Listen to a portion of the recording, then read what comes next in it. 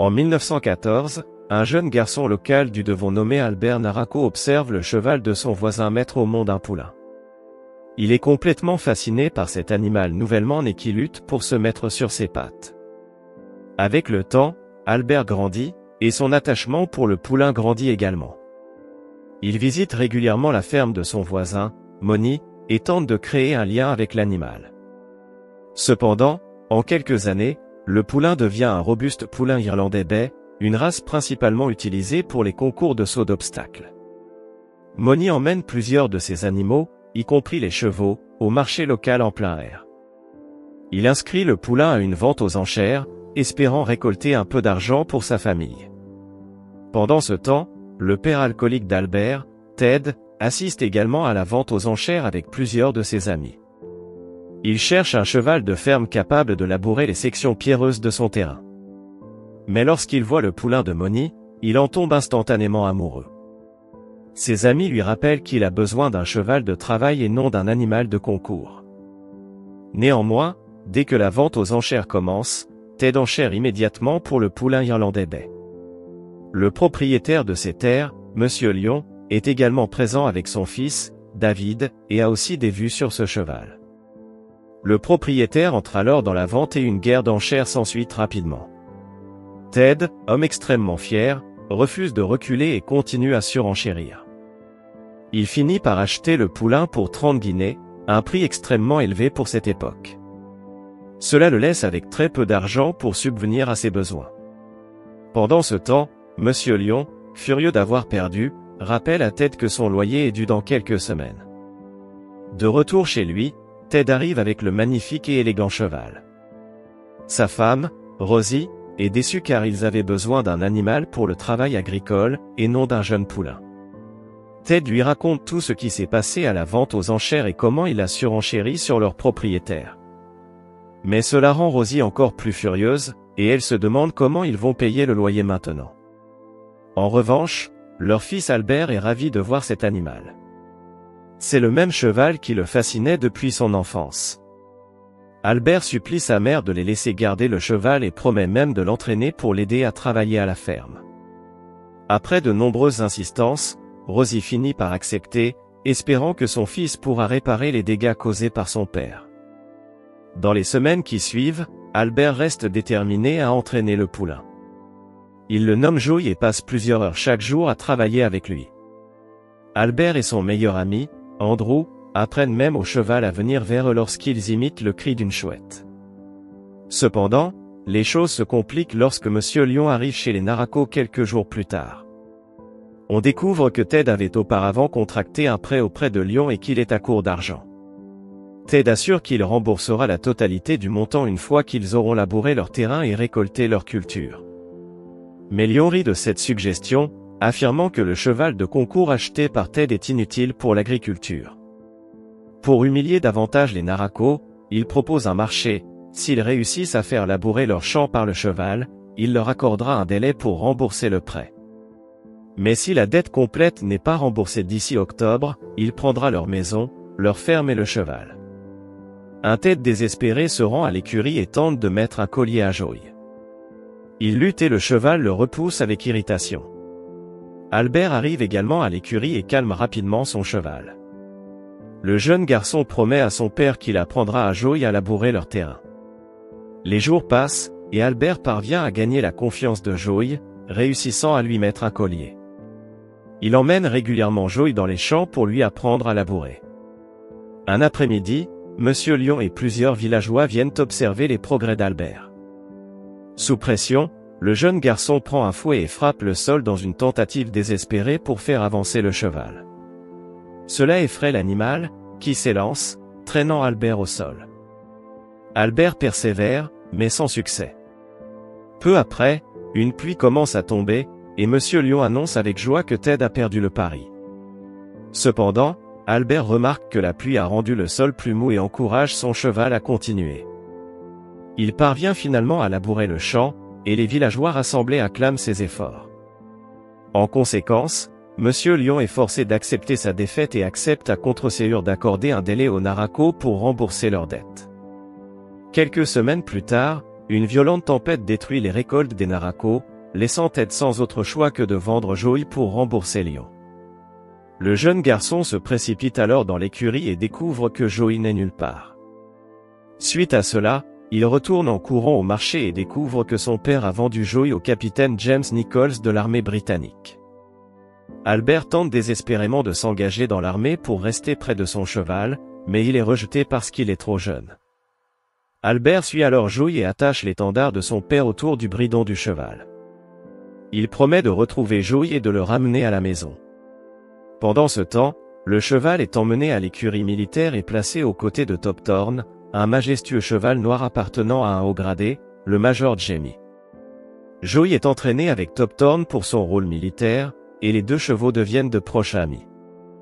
Le capitaine Nichols, quant à lui, dessine plusieurs croquis de Joey et les envoie à Albert dans l'espoir de soulager les inquiétudes du jeune garçon.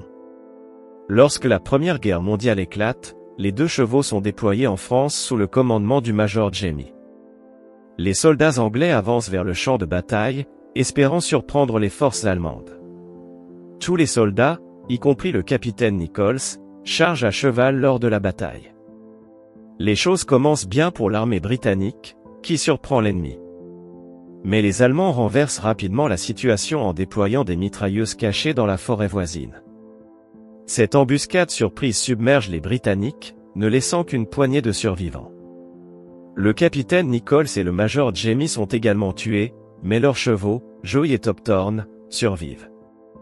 Après la bataille, un soldat allemand de 14 ans nommé Michael reçoit la responsabilité d'utiliser les deux chevaux pour tirer des ambulances transportant des soldats blessés. Joey et Top Thorn sont alors contraints de transporter sans relâche les blessés vers une infirmerie voisine. Après un certain temps, Michael est affecté au front, tandis que son frère aîné, Günther, reste avec les chevaux pour une assistance rapide. Mais Günther s'inquiète énormément que son jeune frère périsse au front. Le lendemain, alors que les troupes allemandes se mettent en marche, Günther monte Joey et donne Top Thorn à son frère.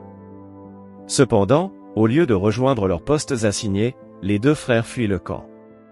Leur objectif est de se rendre en Italie, mais ils s'arrêtent pour la nuit dans le moulin d'une ferme pour se cacher. C'est à ce moment-là que leur chance tourne, ils sont rapidement découverts par deux soldats allemands.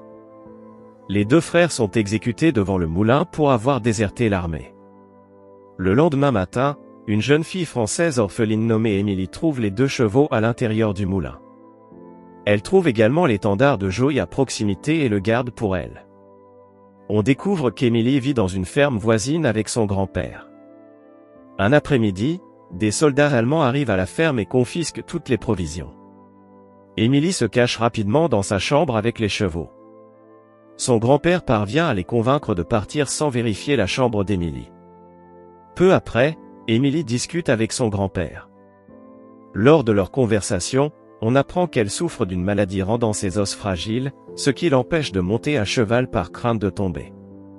Néanmoins, le jour de son anniversaire, son grand-père lui permet de monter Joey. Ravie, Émilie galope avec le cheval jusqu'à la colline adjacente à leur ferme.